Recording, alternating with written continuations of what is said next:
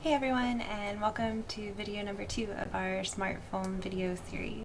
Last time we talked about the gear that you might need to get started shooting video with your smartphone, and this time I'm going to share some of my favorite tips for how to actually be successful with that. So let's dive in.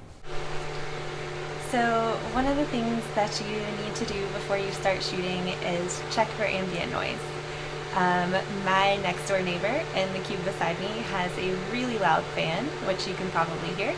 So before we actually get rolling, I'm going to go turn that off.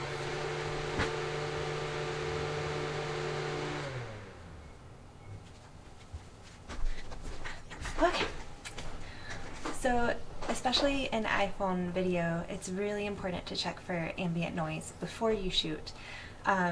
It's just a lot harder to edit out, and a lot of the iPhone apps don't actually have that capability. So you would have to then take it into a program on your computer and work on it. And a lot of times it's really difficult. Sound engineers can certainly do it and do it really well, but for the average person who's just getting started, it could prove a problem for your audio and for your video as a whole. So the golden rule of iPhone videography is to shoot with your camera turned horizontally. If you shoot vertically, which actually is probably natural instinct since that's how we use our phones, you wind up with the wrong aspect ratio, and it puts those little black bars on either side of your video. News crews don't like using it. It's not the right aspect ratio for them, and it looks bad on online platforms like YouTube and Vimeo. So it's best just to turn your phone 90 degrees and shoot that way. As you're preparing to go on your shoot, there are a couple things I like to do actually with the phone to make sure that I'm ready and my phone will actually live through the shoot. One of those things is to make sure that I pack a battery charger and possibly a battery pack if I'm going off site where I might not have access to an outlet. Shooting video with your phone eats its battery up really quickly, so it's just a good idea to have a backup plan. I like to shoot in airplane mode because it not only conserves your battery a little bit, but it also prevents any distractions from popping up like notifications or phone calls. One of the basics of shooting any video or really framing any shot in photography is to use the rule of thirds. That's basically where you would take your frame and divide it into thirds horizontally and vertically. So third, and you would position your subject along one of those lines or at one of the intersections of those lines. And the theory behind it is that that just makes for a more interesting composition because your subject isn't dead center. This kind of goes along with framing, but when you're setting up your shot, you want to make sure that you're shooting at eye level with your subject or maybe even slightly above it. Shooting from an angle below your subject tends to be unflattering. It just makes for some strange shadows and strange proportions. So just try and make sure that the camera is at eye level, and you can do that with tripods, the Gorilla Pod stands that we talked about in the gear list video, even just stacking up some books to get your camera at eye level will help a lot.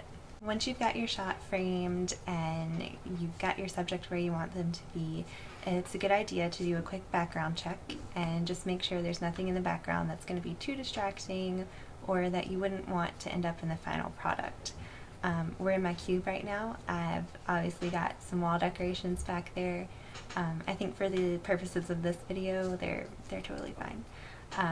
But it is a good idea to do that check before you start rolling, because it's a lot easier just to take things down or cover things up than it is to try and edit them out of your video later. So one of the things that your phone is going to do for you is autofocus and auto exposure your shot. That's great when you're initially setting it up, but once you've started rolling, if your phone automatically changes either one of those things, it's going to look really weird in your video.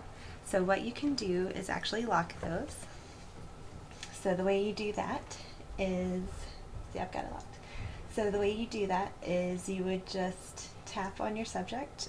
If you're doing an interview, you would probably want to tap on your subject's face to make sure that's the thing that's most in focus. So you tap it there to get the phone to focus there, and then what you'll do is just hold your finger down, and you'll see, once you've held your finger for maybe a second, the little notification pops up in yellow that says AEAF lock, and that means that both your exposure and your focus are locked and shouldn't change. To unlock it and refocus on something else, you just tap the screen again. One of the more technical tips is that you should always use the iSight camera. It's the one on the back of your phone, so not the selfie camera. That one's technically called the FaceTime.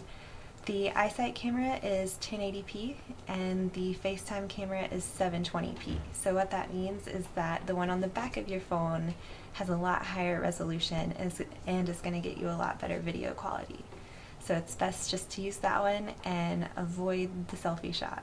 When you're shooting video, you will probably be tempted to zoom. It's only natural to want to zoom in with the camera rather than getting closer to your subject and possibly invading their space. But because the lens is fixed on an iPhone and the lens itself isn't zooming, what you're doing is digitally zooming, which basically means that you're just blowing out your image, making it larger, but not adding any resolution. So what you're going to do if you zoom with your iPhone is you're going to pixelate your image, and that's no good. So, you know, awkwardness aside, it's best just to get the camera as close as possible to your subject. Okay, so those were the tips. I hope you guys find them helpful, and if you run into any problems while you're shooting, feel free to leave me a comment on this post and I'll try to help you troubleshoot it and possibly add it to our tips list.